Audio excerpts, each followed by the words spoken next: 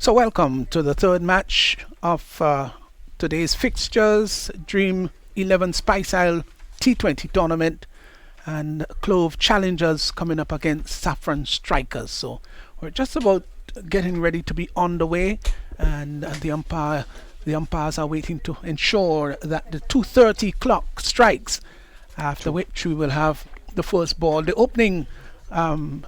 opening batsman for Clove Challengers, that at 2 o'clock, did I say 2:30? I beg your pardon.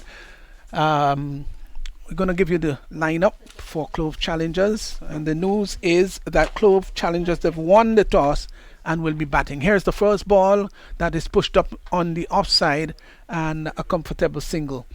So Melvin Gordon with Teddy Bishop opening for Clove Challengers, and they're off the mark. The first ball up. Welcome to Rayfield Crony. Yeah, good afternoon, Pastor. Again, the third fixture. We so far had some really exciting games for the day, and hopefully we climax with a really competitive game. Yes, should be a competitive game. Teddy Bishop will be taking strike, and Laurie Williams, of course, moving in. So we've had two very good matches today already, as here is Laurie Williams in to bowl to Bishop. Bishop is wrapped in the pad, cramped. The ball might have just broke back into him, pitch maybe just outside the off stump. Coming back into the right-handed batsman, ball dribbling out just behind square on the offside. So one without loss. We're in the first over. Clove Challengers, we'll give you the lineup. Cyprian Forsyth is the captain. Teddy Bishop, Jamie Buddy, Denroy Charles. We break, ball hit just over the head of mid-off and will go into the boundary for 4. Well, I don't think that the effort there of the mid-off fielder may have been as well as his captain may have loved, but the ball went over his head for 4. Yeah, just over that, the head of mid-off there, and again Bishop looking to clear the boundary, not getting hold of it, but still picking up 4. Here's Williams once more, in and bowls. Driven this time just over the head of the fielder again. 4 more. Well. I still think that the effort maybe wasn't as strong as he would like. Let's watch the replay here. He's driving airborne. I just think, to be fair to him, it went over. But I would love to see him maybe just get a little bit more elevation. Yeah, probably a little bit more effort, but this one was, I think, was high. Just cleared him, but just some more effort by the fielder. That went down to the boundary for another 4. Identical position, identical shot, and he picked up. Now they're going to push him back, and we just pick up who that player is. They're going to push him back to long off, and I tell you that player is John Olive, and he just cleared the head of John Olive. Yeah, he moves in again. It's Williams.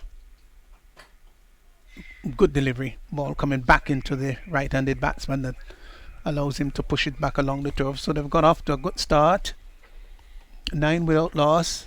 Bishop is 8. Gordon has just a single. There's a short third man. Backward point. Extra cover in the mid-off. Or long off rather. Here's a delivery that is hit down to the mid-wicket area.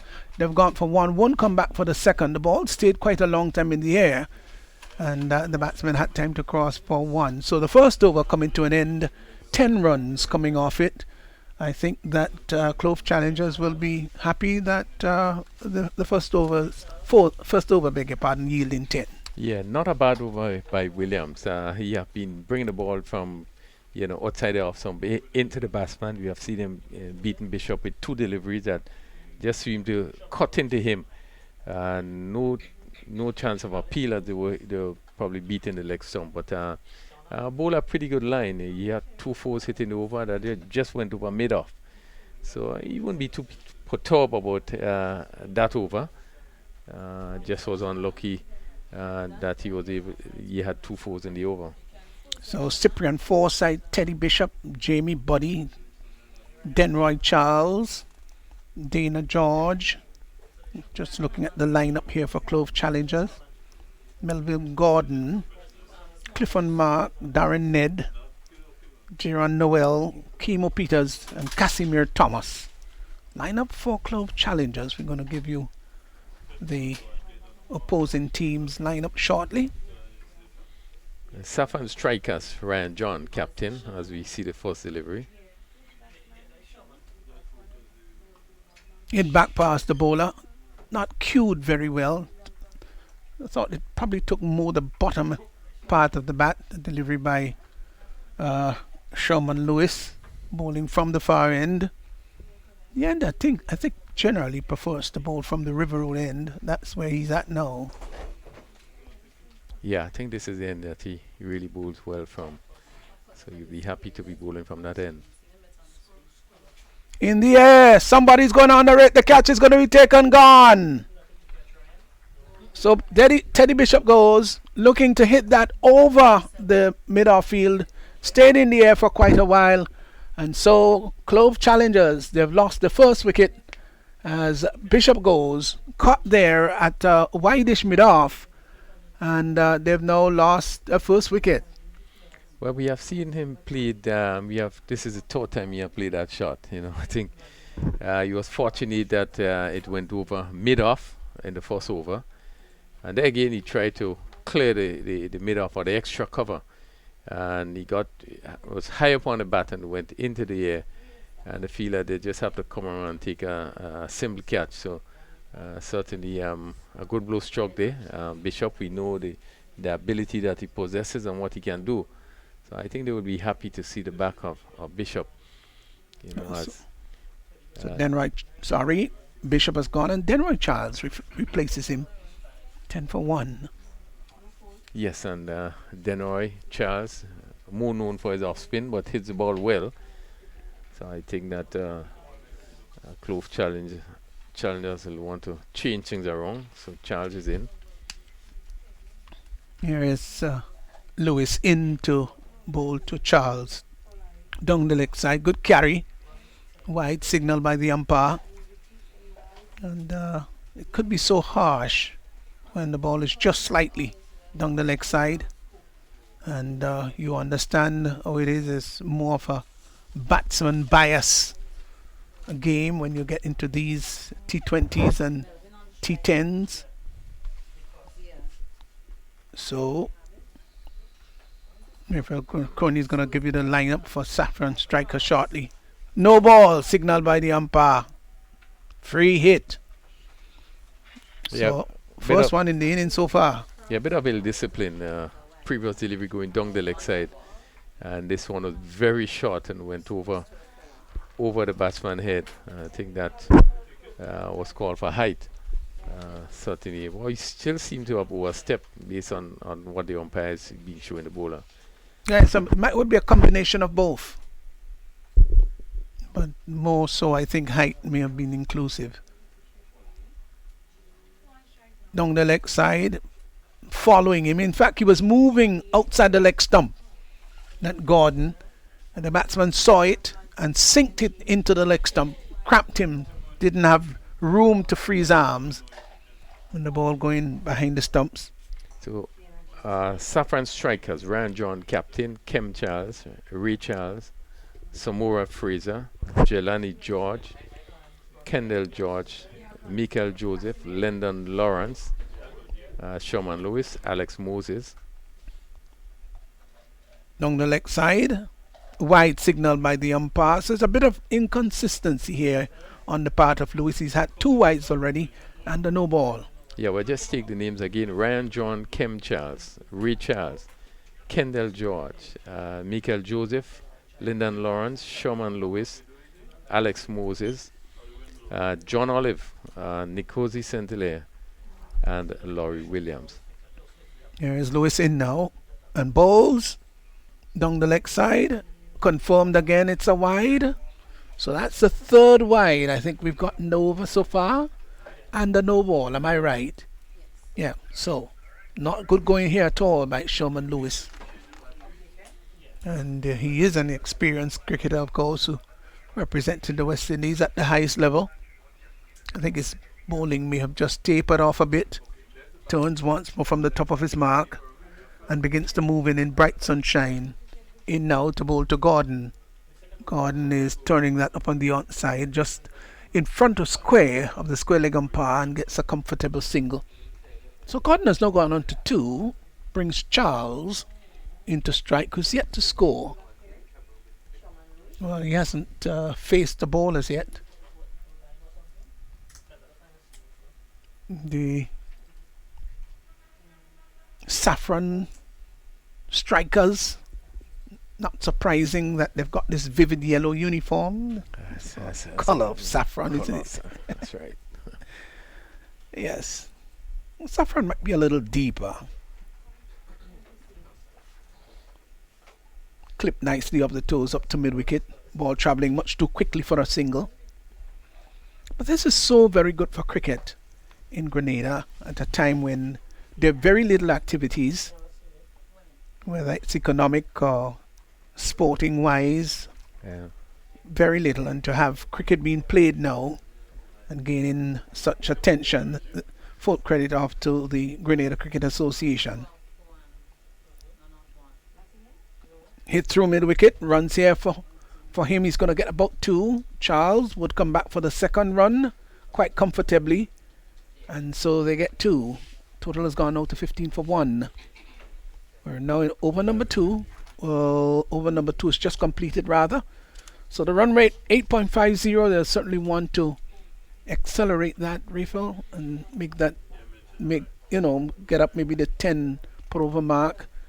And it is always safer when you get beyond the 100 mark. Yes, most definitely they would want to step it up. But first over by Lewis there, a little bit of discipline, bowling a number of wides, some 3 wides and a no ball. But pretty interesting that he was coming around the wicket to the left-hander, which obviously would create the angle coming around the wicket. So the tendency for the ball to go down the leg side is so much more than if you come over the wicket, which was straighter. Outside the off stump. Maybe looking to dap that down to third man.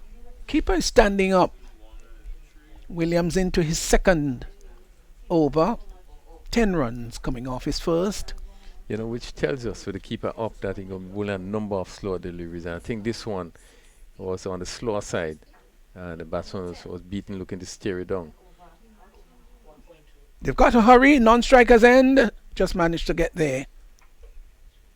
Yeah, Ryan John at backward point, they really came in quickly. The throw was a bit high. Just wondered whether that might have been the best end for it. Well, I think it would have probably had to be a kind of direct throw coming from that end, but let's see. Yeah. Touch and go. The shorter distance would have been the keeper's end, but you also have to talk about the angle of his body. And the angle of the body suggested that the non-striker may have been a little bit more comfortable. But by that time, I think both batsmen were comfortably in the end.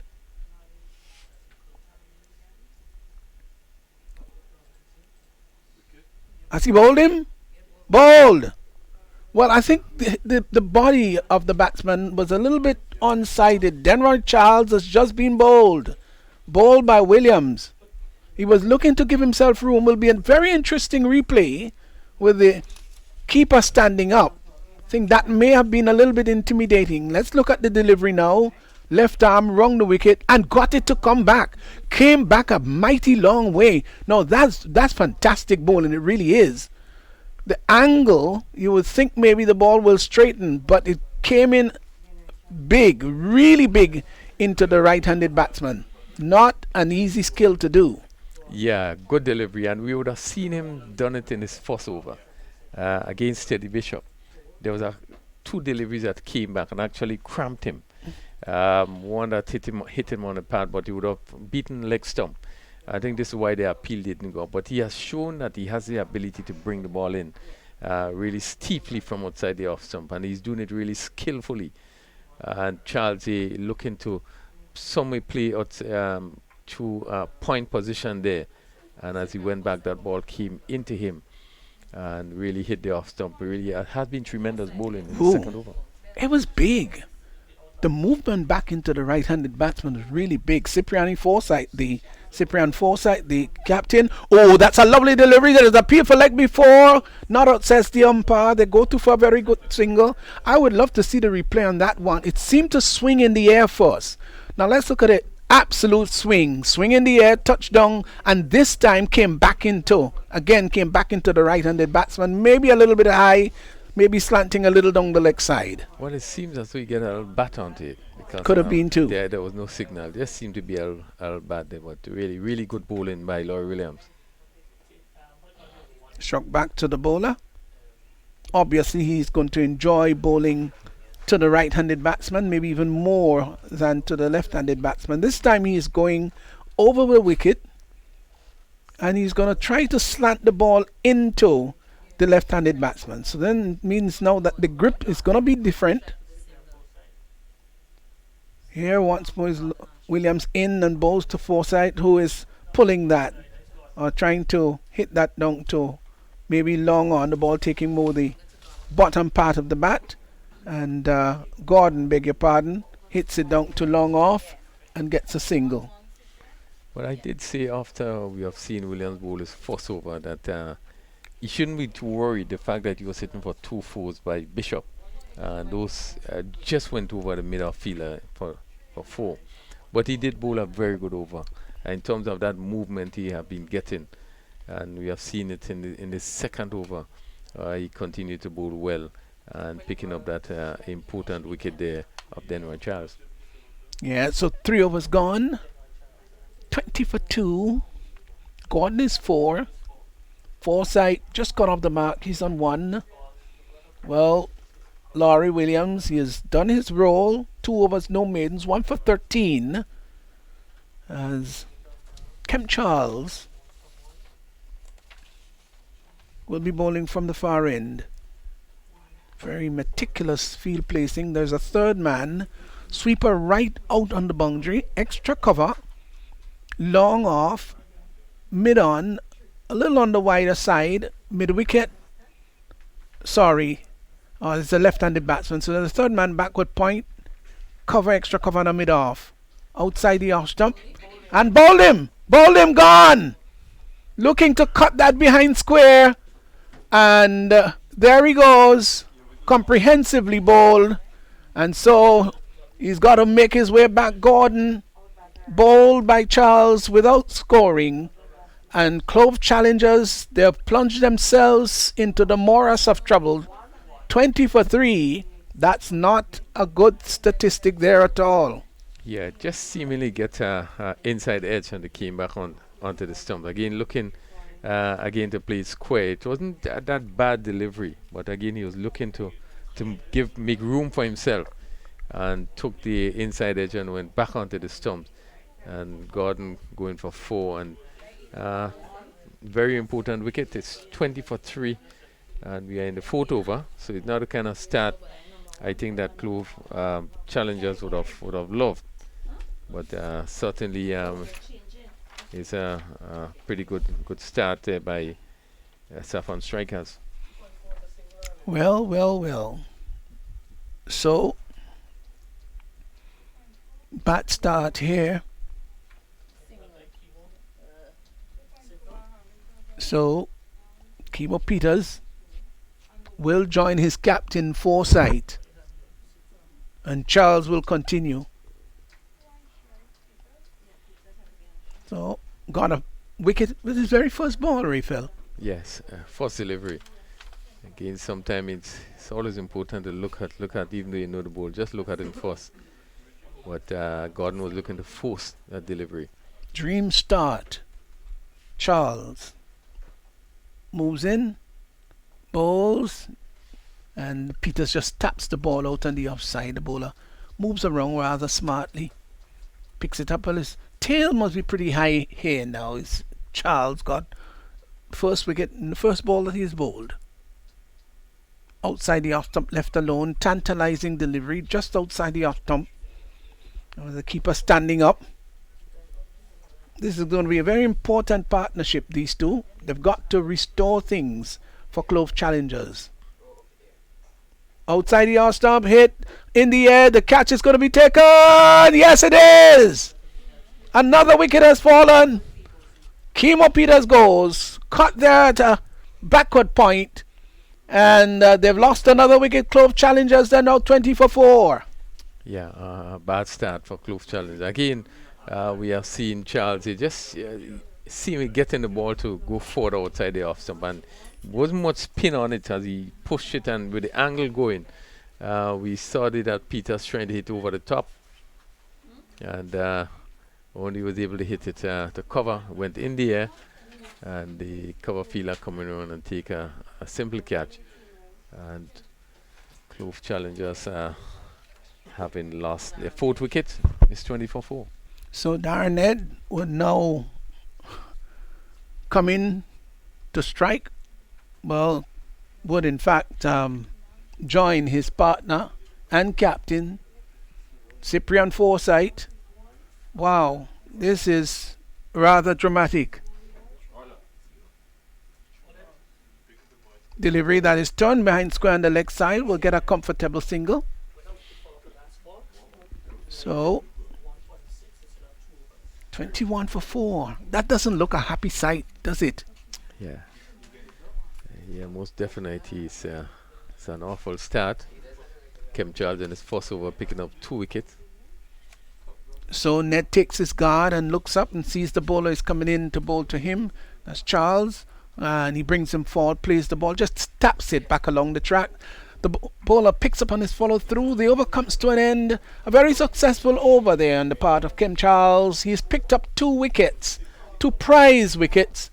And after 4 overs, Clove Challengers, they're 21 for 4. Yeah, well, this pair would be hoping to stay together for a while. We just have 4 overs. So maybe probably the next 2-3 overs, not much overs. They would want to try and cement the position. Maybe start a bit of a partnership in pushing things around. But I just say it could be difficult from here, as we see Ryan John going to pick up the attack from this northern end. So certainly we would expect a captain's inning that he's going to really lead from in front. But it's a sort of start I think that the Saffron Strikers would have loved, and they will want to keep the pressure on. Yeah, they certainly will. And there has to be some sort of redemptive work here now on the part of Clove Challengers. The Clove in them got to come out. John making sure that his long on fielder is right where he wants him.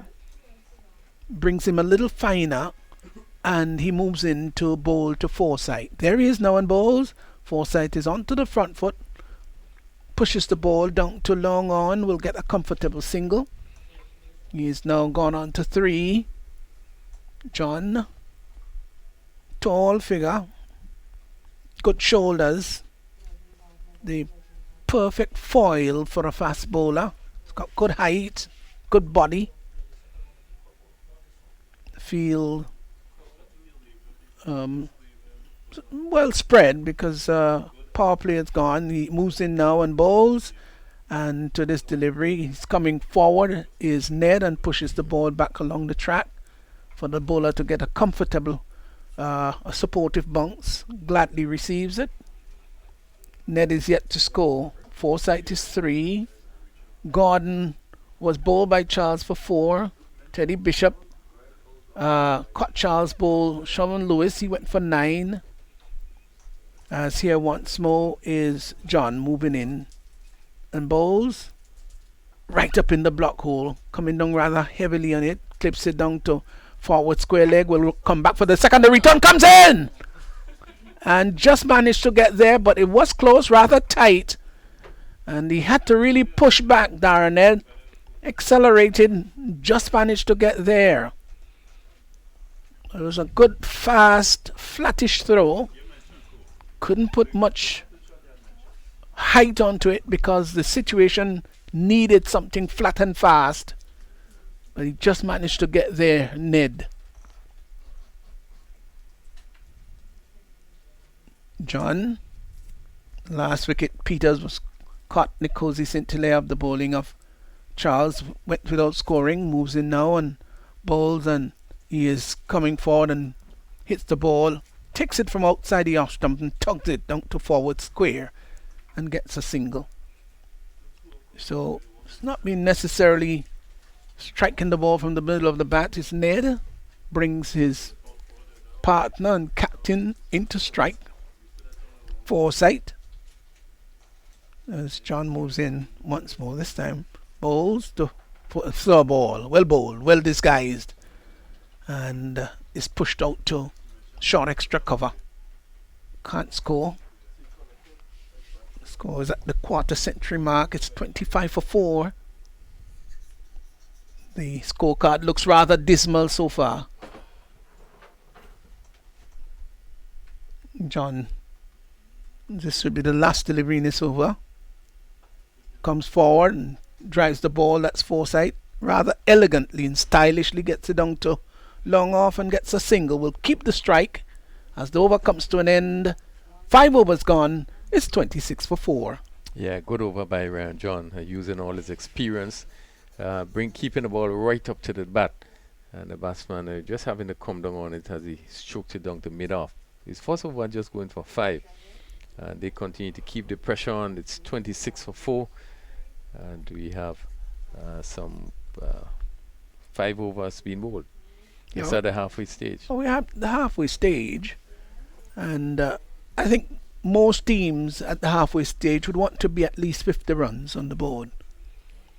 We have seen it in the both innings of the previous game. They were 53, I think, or the Warriors, and I think it was 53 and 54. So they all was over 50. So the way under par here, really way under par. Clove Challengers, 26 for 4, and the run rate 5.20. Pushed up on the offside and will get a comfortable single by Foresight. Brings Ned into strike. What sort of approach they should have here now, Refill? Because the overs are ticking very quickly away. You don't want any wickets to fall, that's one thing. But you also want this scoreboard to be ticking over. So the certainly we'll have to push it around, maybe look for the gaps and rotate the strike, because they are not Forsyth is not much of a big hitter. No, Ned has just come in and he's more known for his fast bowling, even though he have been doing much of that now, but does have the ability to bat well, to hit the ball long, and therefore they need to push it around, just get the rhythm going, the momentum, and then they could see what happens from there. John Olive bowls a ball that is hit high in the air. The ball goes down to long off. The catch is taken. 1 gone. Right down on the long off boundary. It went very high in the air. Didn't clear the boundary.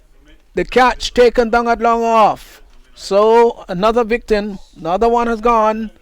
And the scorecard looks even more a sorry sight. It's now 27 for 5. Yeah, there again, Ned was looking to hit over the top. Again, we have seen the slow ball, the variation in the bowling, and they made it difficult to clear the boundary unless he would have used his feet. And certainly, it went down to the fielder. I think that looked like Williams on the boundary, and he took a very simple catch. But yet again, skillful bowling by the bowlers. John Olive coming in using the slow ball, and it makes it difficult. So you had to be thinking as a batsman, we're walking it around, and just try to get a rhythm going. Certainly would have helped before even trying to hit out of the ground. Bronson Johnson, the new batsman, as Ned.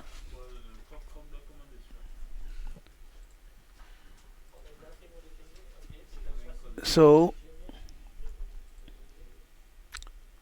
Foresight obviously won't be very happy with what's gone on so far. Yeah, lose it more than. So Johnson is now getting his first delivery from Olive. Outside the off stump left alone, the keeper picks up, collects rather behind the stumps. Yeah, it's certainly called now for sensible cricket. Yeah, push it around. I mean, there are a lot of gaps. The field is widely spread, long off on the boundary, cover on the boundary, third man on the boundary, and uh, you know you have a mid wicket on the boundary. So you just push it around as we conclude the 6 over, 28 for 5. So both Forsyth and Bronson Johnson will want to set just a bit of a platform. So even if you come down to the last 2 over, 3 overs, they'll be able to really have a dash at it. Yes, they can get up to about 70 runs. It's going to take quite a bit of asking, but they've got 4 more to go, and if they score at 10 runs per over the next 4 overs, that will bring them up to 68. So they want to get past maybe 68, 70 runs, and then have a working total for them to work with. But they don't look very good now at all. 6 overs gone, 28 for 5.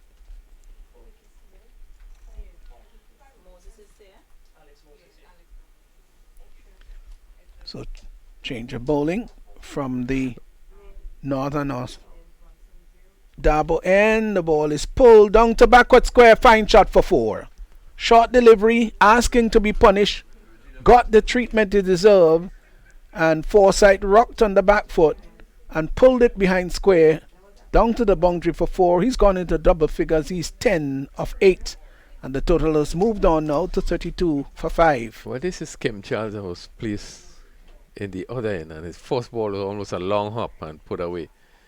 And one wonders why, he had to change it, and he did so well picking up 2 wickets, so you took him off, and they came back in the next end. Yeah, I mean, just variety, getting things from a different angle. Shot pulled again down to the deep backward square. Fine shot, 4 more. Good, nice hit onto the back foot. It was ill-directed. Short ball on about the leg stump, and he just moved a little into his crease and just pulled it nicely behind square for 4. Well hit. Yeah, good positive shot. Bowling off spin and just coming around the wicket and just shooting into the body, and Forsyth just getting inside and hitting it down to that deep backward square for 4. Beaten outside the off stump. A ball just angled across the right-handed batsman, collected behind the stumps by the keeper. Charles in once more and bowls, and he's coming forward, pushes it out to short extra cover. They amble a single, quite comfortable single too. Fielder at cover was a little on the deeper side. Total now goes to 37 for 5. Brings Bronson Johnson into strike. Yet to score. It's the big man, stocky rather, massive shoulders, can give the ball a big thump as Charles moves into Johnson. There he is now, bowls. Johnson is turning that now behind square, takes it on the full, and turned it behind square, picks up a single. So he's off the mark, he's gone to 1. Total has moved on to 38. 38 for 5, 7 overs gone. Yeah, and certainly Clove Challengers continue to really struggle there as a Saffron Strikers, just keeping the pressure on. We saw Charles in this over going for 2 boundaries. This over went for 10 runs. Remembering that he took, in his first over, he took 2 wickets for 1 run. But just a little bit on the short side, and Forsyth making full use of it as the ball turned more down the leg side. He was able to pick it up and hit over backward square and pick up 2 boundaries. So 38 for 5 after 7. We just have 3 overs to go, and they will want to try and make as much as they could in the next 3 overs. Sure, right. Big booming attempted drive outside the off stump by Bronson Johnson, doesn't make contact. Was no way close to the pitch of the ball, just stayed there and had a big kitchen sink at it. Didn't make contact.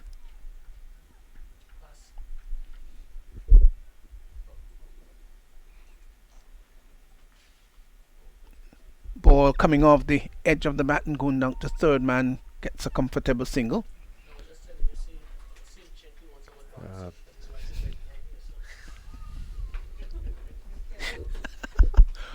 We just had a little giggle in the commentary booth. Everything done in good humor. It's not that it cannot be repeated on the airwaves. Absolutely, it could be repeated. Here once more is John Olive is in now and bowls, and well bowled right up. Batsman had to come down rather heavily on it. This Forsyth. He's there on 15, but he doesn't have much time. Just got another 2.5 overs to spare. Yeah, but good bowling by Olive. You know, he's very in his pace very well, keeping the ball right up.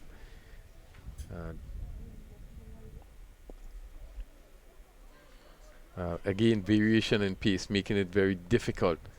As we see the Forsyth having to wait on it and play it down, and you're looking for the big shot. And that went just bubbling down to long on fielder who just come off the boundary. And he picked up another single, but has been good bowling by Olive. Yes, he has bowled well. He's used his experience very well and used his pace very well too, putting great for variation in the speed of his deliveries. Bronson hits that one down to the deep cover, will get a single. Lot will depend upon these two to maybe bring the total up to 60 mark or a little bit more than that. Yeah, they will be happy to get up to probably 75 from here. But certainly, with half of the inning wickets done, I would think there's not much of a batting left. But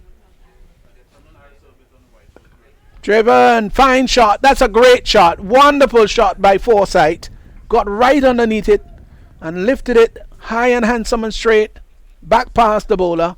That went into the boundary, or over the boundary line rather. 6 runs to Forsyth. That was well struck, and the total has gone out to 47 for 5. 8 overs gone. yeah, good shot by Forsyth. This one was hit on the full. Actually, it was a full toss. And he really timed it well to hit it straight back over the bowler head, and it went down to the boundary for 6. This will do his confidence a lot of good. He's 22 from 15. But just 12 deliveries to go. They will want to add probably at least the next 25 in the next 2 overs, which would bring them to 72. Yeah, it's going to take quite a bit of doing to get there though. There is a good opportunity for Johnson to do something special, and he obviously will get the applause of his wife who's here in the commentary booth. Well, it was delayed, but I finally brought it out. Well, he does have the ability to hit the ball well, hit it long. So he certainly would be looking to take advantage of the situation. Bad delivery. It was above the waist. Was it above the waist? It looked so much above the waist, didn't it? It looks so from this angle, but obviously there's no sign from the umpires. But, yes. What is all about it? Just marginal? Maybe. Well, the umpire said that it was legal. Goes back once more. It's John passes the umpire now and bowls to Johnson. Johnson gets a delivery that he goes to tug to mid-wicket. Doesn't cue it all that well. The ball might have just taken the bottom part of the bat and meandered out to mid-wicket and got a single. Forsyth, who is 22 of 15, now comes into strike. Yes, not getting the timing right there. So looking to pull things somewhere over the mid-wicket region. But it will bubbling out to a mid-wicket in Kendall George. They ambled a single.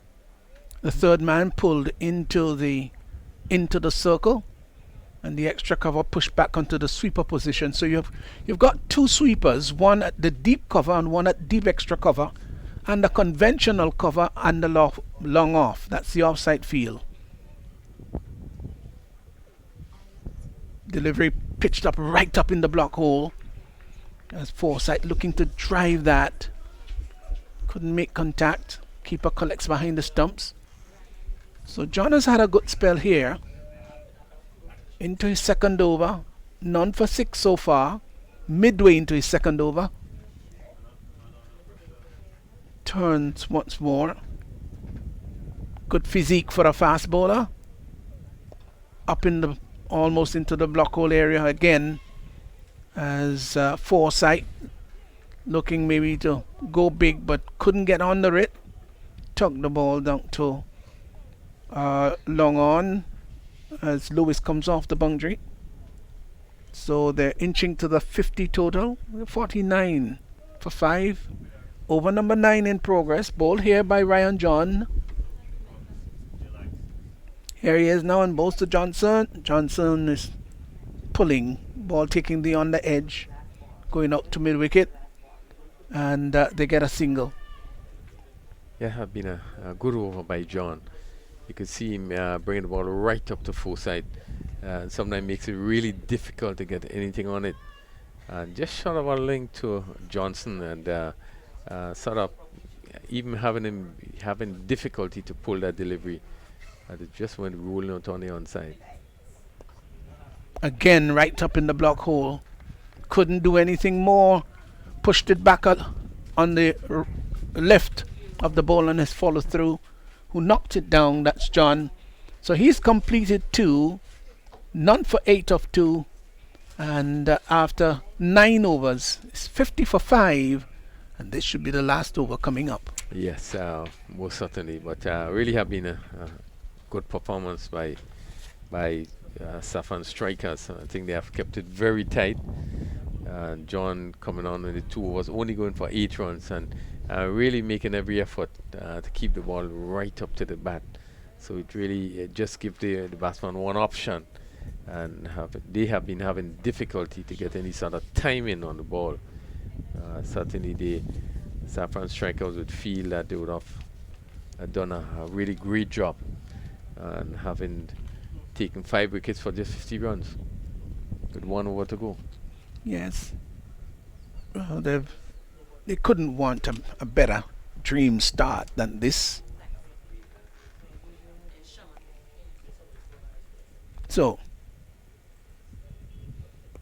here's Johnson off the back foot, hits it over cover. We'll get 2. They've gone for 1. We'll come back for the second. There was a little bit of hesitancy on the part of Forsyth, but Johnson said, hey, we can get 2 here, and they got 2. It's now gone on to 7. They'll want to make this big. Partnership so far, 25. So this is the biggest partnership of the innings so far. As Lewis moves in second over, in now, and balls, and Johnson advances down the track, pushes it down to wideish mid-off, gets a single, brings Forsyth back into strike, who's 23. This is the final over here, and all the projections as to what they may end up with. We thought that having the bad start that they got, maybe 70 might have been a working total. They're still falling short of that, except this is going to be something big. These last 4 or so deliveries, 53 for 5. 4 legal deliveries to go. Lewis is in, bowls to Forsyth. Forsyth is looking to scoop that one. I think he did it maybe a little too early, and Lewis saw it and was able to bowl a slower ball, well bowled, really well bowled, and the ball just kept following him. Looked something of a slight way swinger. Looked rather ungainly and awkward at the end. Yeah, really good thinking by Lewis in that he bowled a slower delivery. So by the time Forsyth was across, the ball didn't reach. Ball hit down to deep mid wicket. They've hustled for 1. They're not going to come back for the second. The return comes in quite wisely too. Decided against it. It would have been suicidal. So they get 1. 2 more legal deliveries in the innings. 54 for 5.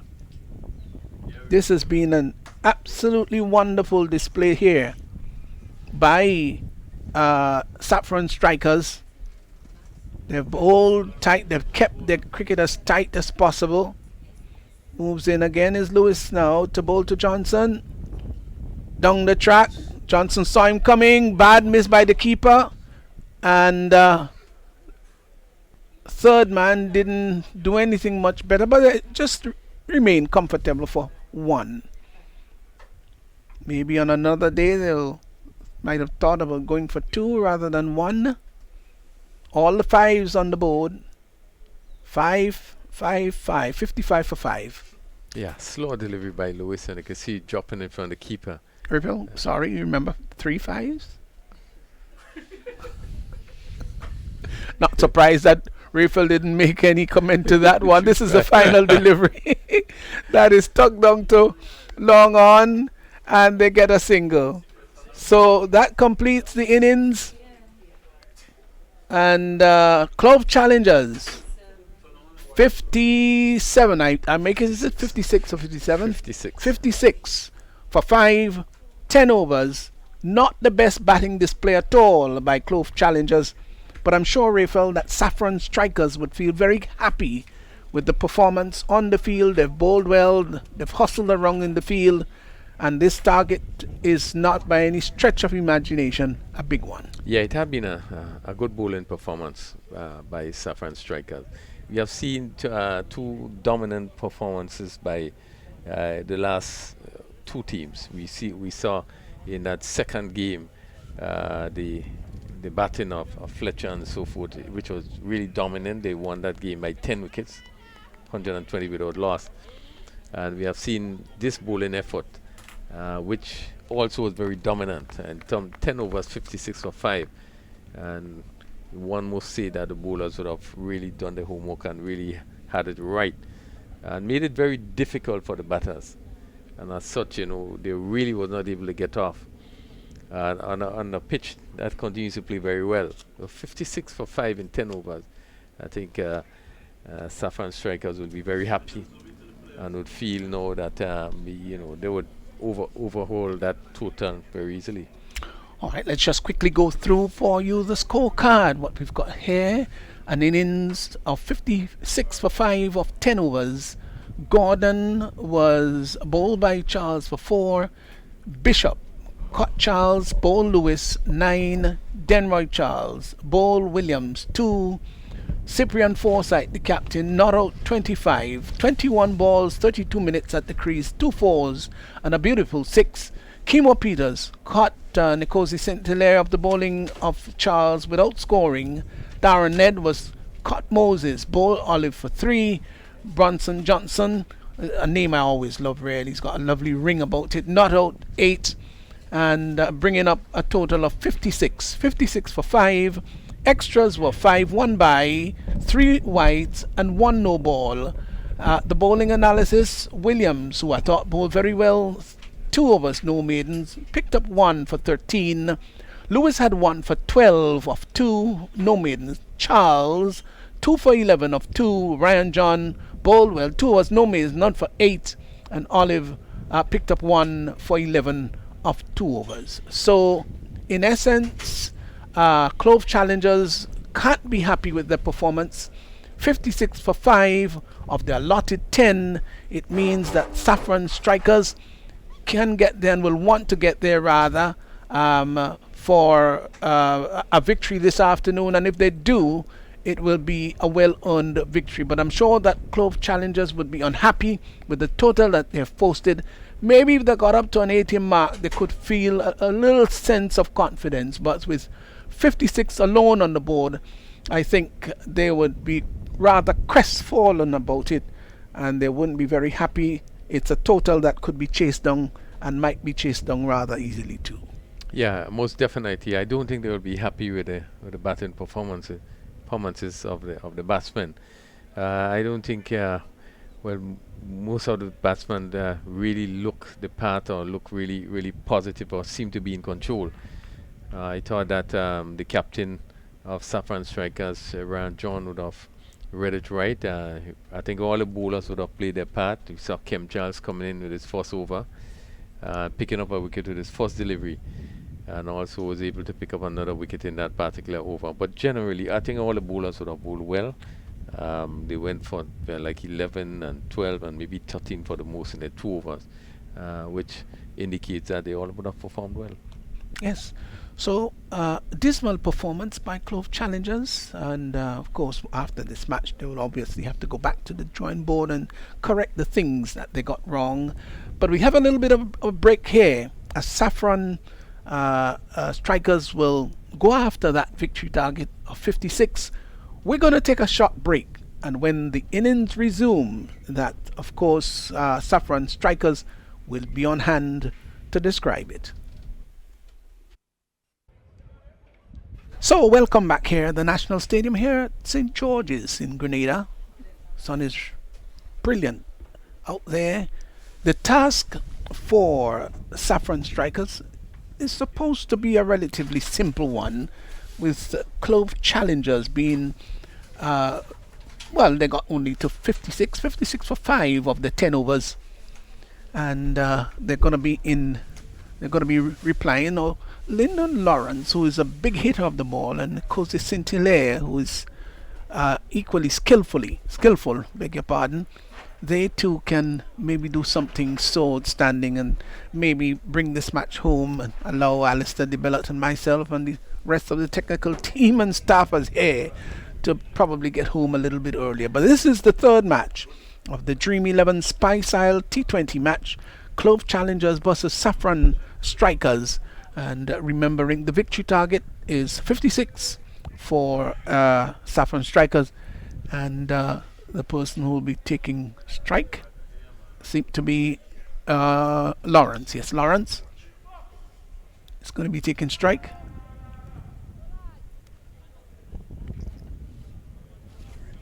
And so here's going to be the first ball coming up. All is ready. Everybody is ready. And here is the first ball. Outside the yard stump, struck out to extra cover, and they've had a bad misfield already. And they will come back for the second run. Slashed outside the off stump as Dana George bowled one that was slanting away from the right-handed Lawrence. Came forward and slashed it. And the an extra cover fielder converging on the ball. It been a bit of a muddle, and they got 2. It was really wide. So he's a dasher, is Lawrence. I think everybody knows that. Here is Dana George in and bowls. He's off the back foot. Plays a nice defensive shot. Is Lawrence will in fact get overthrow, and they might come back for the second run. They have, and will come back for a third. The ball is pulled up just inside the boundary, and they would now get 3. So what really should have been 1 turned out to 3, and I think it wasn't good cricket at all. Ali, not good backing up either. With a target at just 55, these are the things you have to try to avoid. Thought that the throw was really bad, but the backup player found himself in the wrong position also, and as a result 2 extra runs. I don't know if he probably thought that the umpire was one of his fellow fielders. Dark coloured attire, so that may have in some way probably interfered with his judgment. So here is the delivery that is turned up on the onside by Hilaire. Gets his first run. Saint-Hilaire. He's off the mark. So they're pretty busy at it. 6 without loss in the first over. I don't think that this should be a difficult target at all. The wicket is playing sweetly. Can't want it much better than this. As once more Dana George.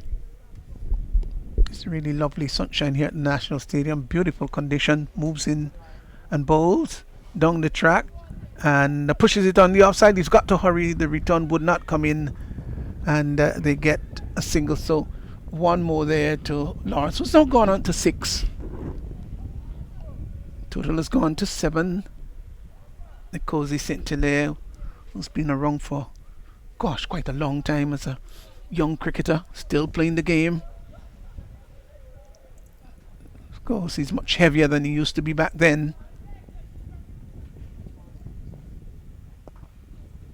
Pushed up to mid-off, gets a single, had to really dive home, and that's the kind of price that you pay for your wicket. Love to see when players will be diving to get home to make sure they get into that safety zone rather than just ambling and pushing out the bat.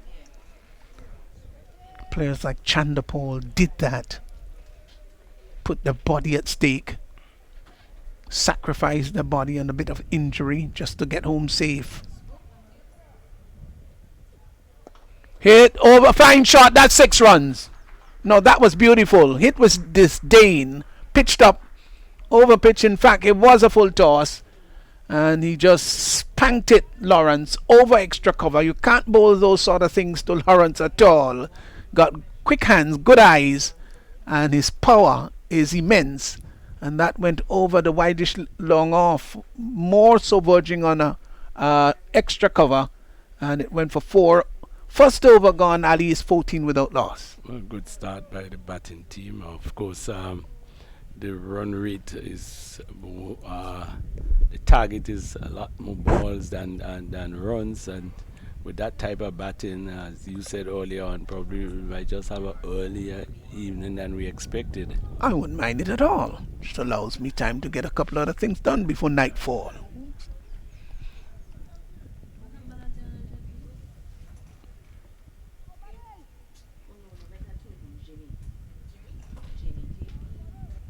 So, this is going to be the second over.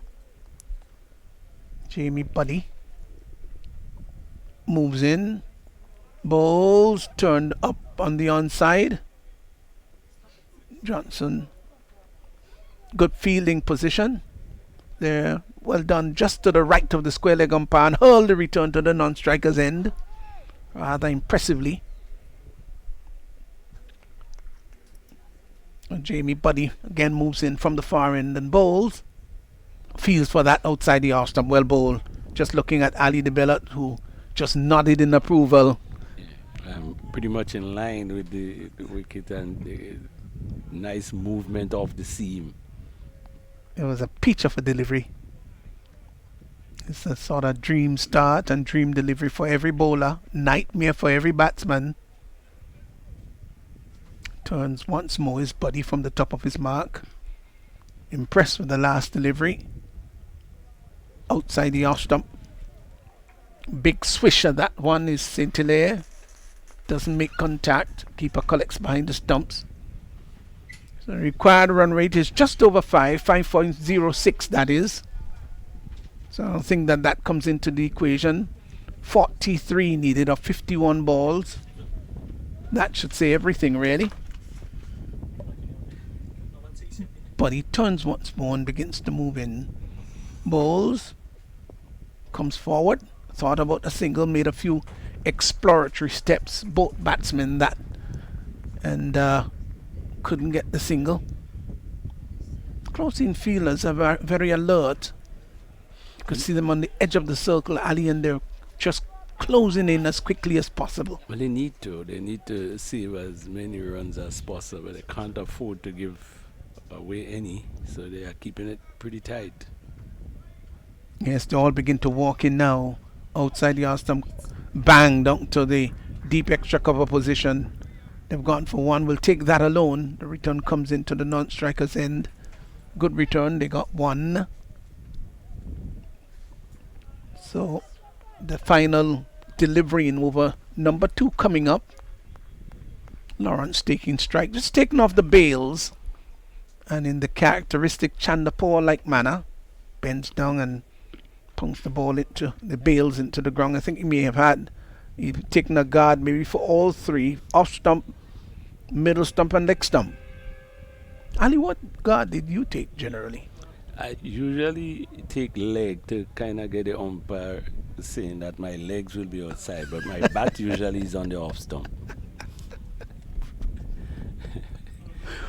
I don't know how many people understand how much you have said there. You said quite a lot. Delivery that is pushed to extra cover. Fine shot. Beautiful shot. Well timed. This might go all the way over the boundary line. It does now. 4 runs. Never looked, at least not for one fleeting moment, did it look as though it would get to the boundary.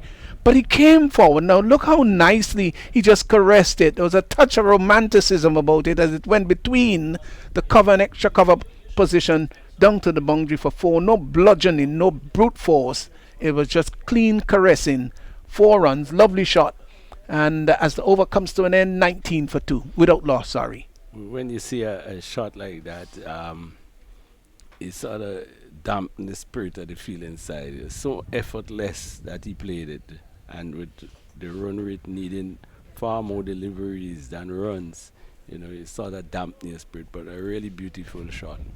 Yes, he walked down the pitch, got to the pitch, and in a sort of Lawrence Roish kind of manner, just stroked it through the offside. One of the better time of the balls in West Indies cricketers. In the past cricketers, he was a great time of the ball, Lawrence Rowe. Another player that was a fine timer, Alvin Kalicharan.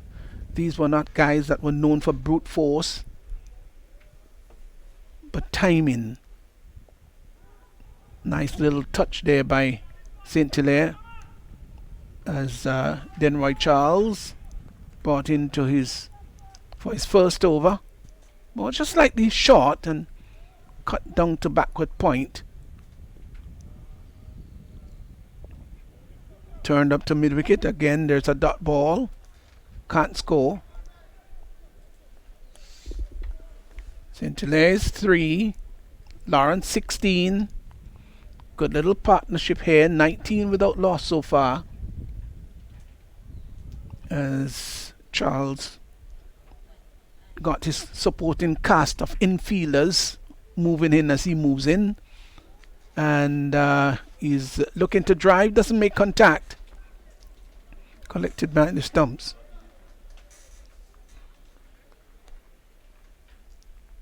It's been a lovely day of cricket though, for sure. Outside the arse stump, cut down to the sweeper position. That's gone. 4 runs, 6 in fact. Did go over the boundary line. Thought for a moment it may have dropped just inside, but he rocked onto the back foot and it was sort on the flat side, and just cut it very well. Let's see how much. Oh yes, onto the back foot, and he hit it very well over the infield, and it went all the way for 4, all the way for 6, beg your pardon. So 6 runs there to St. Hilaire. He will feel very happy about that. Takes his total from 3 to 9 and takes the total to 25 without loss. And then actually at the halfway stage in terms of runs needed. Turned up to mid wicket. Now they will get a single because ball misfielded there by Johnson at mid wicket, and they got 1. So Charles with his final delivery in this over coming up, and getting ready to bowl to Lawrence, who comes forward and drives nicely, gets it down to long on, uses his feet well, gets a comfortable single as Noel comes off the boundary. So the over comes to an end, and at the end of 3 overs, with the current run rate being 9 runs per over, it's 27 without loss. We probably need a mystery bowler, the type of performance that Fletcher gave in his stint, that to bring them back into that game. 27 without loss seems to be cruising to victory. Yes, simple matter. Looks more like an evening walk in the park. Looks more like easier Sunday morning. What other easy things do you know, Ali? Probably as winking. After work in the evening, to relax. Here is a delivery that cramps Lawrence. Lawrence looked as though he was advancing, and the bowler saw him That's body. Dropped it slightly shorter. Seemed to get knocked somewhere in the inner thigh portion. It's brought a bit of discomfort. Don't forget, this is leather. The ball is hard. So many cricketers have gotten some serious blows on the body over the years. Down the leg side, not being kept by the keeper. That's going to run away all the way into the boundary. 4 wide signal by the umpire. Badly directed. And even the keeper had quite a difficult task to stop that. And it's gone all the way to the boundary for 4. 4 wide signal by the umpire. And when considering, of course, that you've got such a meager total, you can't afford to be spraying it all over the place like this. 25 needed of 41. If it were the other way around, I think they would be pleased. If it were 41 needed of 25. And even then it would have been a simpler task. Delivery pushed up on the onside. Thought about a single. As Lyndon Lawrence sent Nicosy St-Hilaire back. He was screaming coming up the track. Then he said, no, you go back. Quite sensibly too. There's no need for a tragic run out at this point in the game. Because they're not under any pressure at all. Short. Looking to swing that. Cross batted, more like smashing it, tennis like, and that didn't make contact. So that a couple of the fielders were coming in. We're just in the third delivery of the over just been bowled. 3 more to go. So this match very much in contrast to the first 2 that we had. Ali that went past the 100. This one was a paltry total. Down the leg side. Umpire signals a wide once more. Ill-disciplined bowling here on the part of Buddy. And the batting didn't do as well as they expected, but the bowling also seems a bit offline. It could just be a bad day for that outfit. Yeah, bad day on the job. In all departments, right? Well, let's say the bowling and the batting department have not done particularly well at all, and they look a little jaded. Nobody seemed to be encouraging one another. Good catch at fine leg. Good catch. Short outside the leg stump, and Lyndon Lawrence was looking maybe to hit that down to the long leg area, and Ned had to jump. He really made height and plucked that ball out of the air in quite spectacular fashion. Let's look at it again. Now, how brilliant is that catch? Absolutely brilliant. Look at it. He's making elevation now. Couldn't go an inch higher. And plucked the ball out of the air in quite spectacular fashion. Fell to the ground and made sure that the ball remained in his hands. So, Lawrence goes. Caught Darren Ned of the bowling of Jamie Buddy for 17. And Saffron Strikers, they've lost the first wicket. It's 33 for 1. Excellent catch. The sort of position that you have to wait, have much time seeing the ball. It was swung around, and he did extremely well to get off the ground and make quite a bit of height and taking a beautiful catch. Well, Kendall George has come in to replace Lawrence. Brilliant catch by Ned. It really was. Stunner. Facing his first delivery. And gets one between the bat and his legs. Looking for a big booming drive. And it beat everything. Went down to the boundary. The umpire signaled. What did he signal there? Did signal 4. So he probably got just a little nick of an inside edge. And went down to fine leg for 4. Beautifully bowled. And that's when you know your day is not what it should be, because he took the edge, barely missed the stump, barely missed the keeper. The man at long leg had a chance to get it, and he still got 4 runs. Wow, what a dramatic delivery that was. Produced 4 runs though. Slower delivery, pushed up on the onside. They will get a comfortable single in the end. So He is now pushed on to 5 of 2 deliveries. George. So 4 overs gone. Total 38 for 1. St. Hilaire will be taking strike. So the equation is that they need 19 from 36.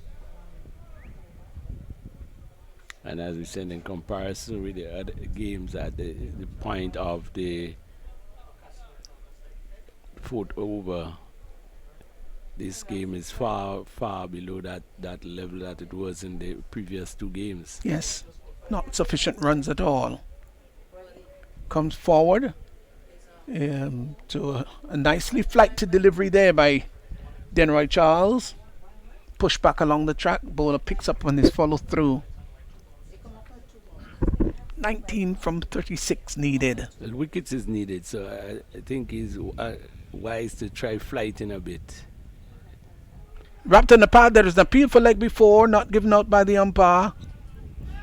And they will in fact come back for the second run as a overthrow. The bowler was not ready. He was so concentrating on the appeal, which was turned down by the umpire. No signal leg by that the throw came in, and he was oblivious to what was taking place, and the batsman crossed for 2. Got to be alert when you're playing this game of cricket. Yes, not only the appeal, they also have to be looking at the ball. That's correct. The umpire answered in the negative. It was outside the off stump. I don't think he would have been challenging the wicket. Pushed up on the offside, will get a comfortable single. And there's no need really for any big aggressive shot. They can go at a runner ball and still canter home rather comfortably.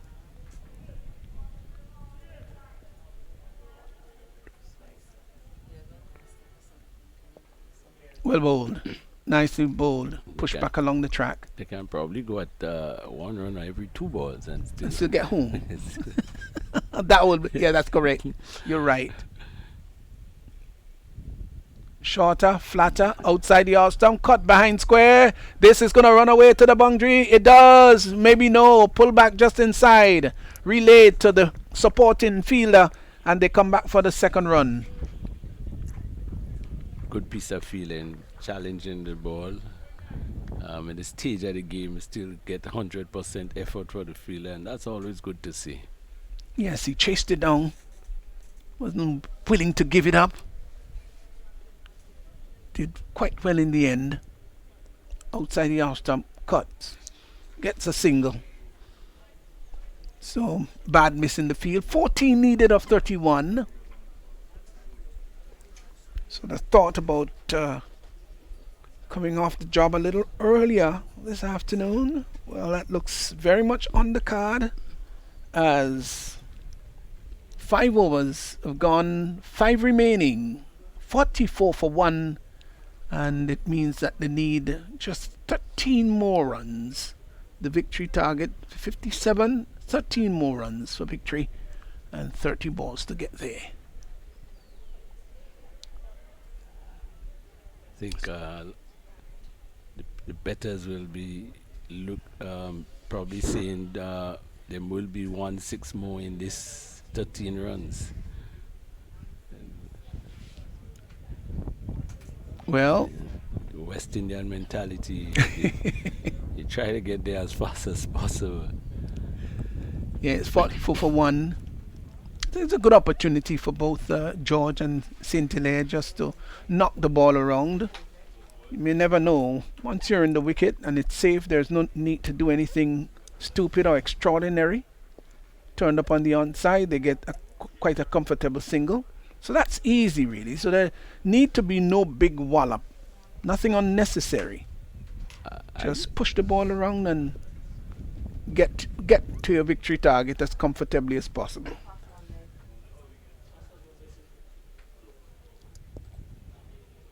Well, with the feel inside, I think I'd have put a little bit more pressure in trying to save the single, because the ratio tells you that singles will do it long before the balls are true. So I will put a bit more pressure on the batting team.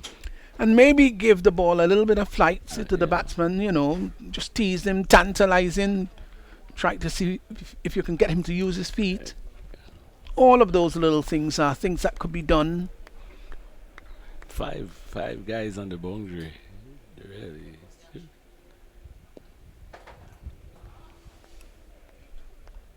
46 for 1. Just 11 really needed from 26. Here is a delivery that is pulled down to the mid-wicket area. Is going to beat the fielder into the boundary, and that's 4. Short delivery, bowled there by Noel, and he got inside the line and tucked it down to the deep mid-wicket boundary and yielded 4. So the target has now gone into the single digit. Now 7 remaining from 25 balls. Here is Noel. Balls hit down to the mid-wicket area, and they go for 1. They won't come back for the second. The return comes into the non-striker's end, and they get 1. So the 50 has been posted now. 51 for 1. I think it's just a formality now. The batting team will, in terms of winning the game, and probably look at the feeling side of the weaknesses and strength for the upcoming game, because I think in their warm-up game they didn't have a very good score either. So they had to look at how they rearrange or setting the batting. I see Teddy opening for them, maybe yes, but you need a start. Really, they need a start, and they didn't get it in this game nor in the warm-up game. Well, here what's supposed to be, well, what could well be the final over, or maybe we have to wait for another one, as Darren Ned will bowl this over. Just the 1 ball already gone in it. Don't forget, 6 runs needed. Can they get it in this over, or we'll have to wait for another one? Ned turns once more from the top of his mark, brushes past the umpires in now, and bowls, and the ball is just squeezed behind square on the offside. Comfortable single there to St. Hilaire. He is now moved on to 20. Kendall George comes into strike. Saffron Strikers 52 for 1. They've played well. Deserves to win this game. Hits high and hard over the long on area. That's 6 runs. And so, in quite spectacular, dramatic manner, the target has just been reached. And so it's victory for Saffron Strikers, as that ball was pitched up and he came forward and lifted it high and hard and handsome over long on. The players are still onto the field as if not sure whether indeed victory has been wrought already. I think the umpire is just trying to confirm, but once he confirmed with the scores, he'll be told that the victory target has already been garnered. Target has already been reached, umpire, so you can feel secure to come off. They don't have the services of the official scoreboard, electronic scoreboard, so that's why. So I think it's just been finally confirmed that the total is 58 for 1, and so they have won this game by 9 wickets. That's the Saffron Strikers. An easy victory here for them. The players, of course, as per usual, post game, they will shake hands and bounce fists, as the case may be. Kendall George turned out to be not out 13.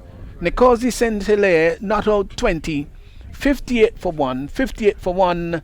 And so this match has been won, and won in quite an easy manner as the players and, of course, match officials just shake hands in a true display of sportsmanship as this match has come to an end. So Lawrence with Cottonhead Bold Body for 17, Nicosi St. Helena not out 20, Kendall George not out 13.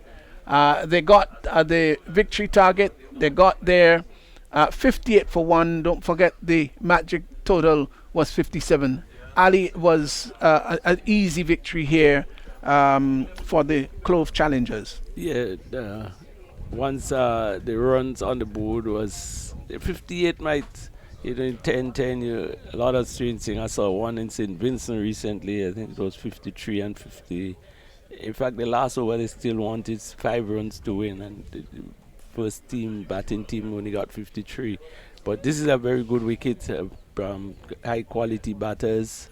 I thought it was a very easy victory there. It was never really under any sort of pressure, and so probably of the 3 games today, the one that was least competitive. Yes, I did say Clove Challengers. I beg your pardon. Sorry, that should be Saffron Strikers coming and getting that total of 58 for 1. So they've won and won by 9 wickets. Well, Dana George, none for 14 of 1. Jamie Buddy, 1 for 16 of 2. Denroy Charles, none for 12 of 2. Jaron Noel, none for 7 of 1. And Darren Ned just bowled 3 balls before he was spectacularly hit over a long on by Kendall George, and the victory target being reached. Kendall George not out 13, Nicosi St. Hilaire not out 20. The partnership, of course, between those two were 25, and they scored at 8.92 runs per over. They got there in 6.3 overs with 3.3 remaining. And the Saffron Strikers, well, they've come out here in this final match of the day. We've had 3 matches played. This is the lowest scores of the 3 matches.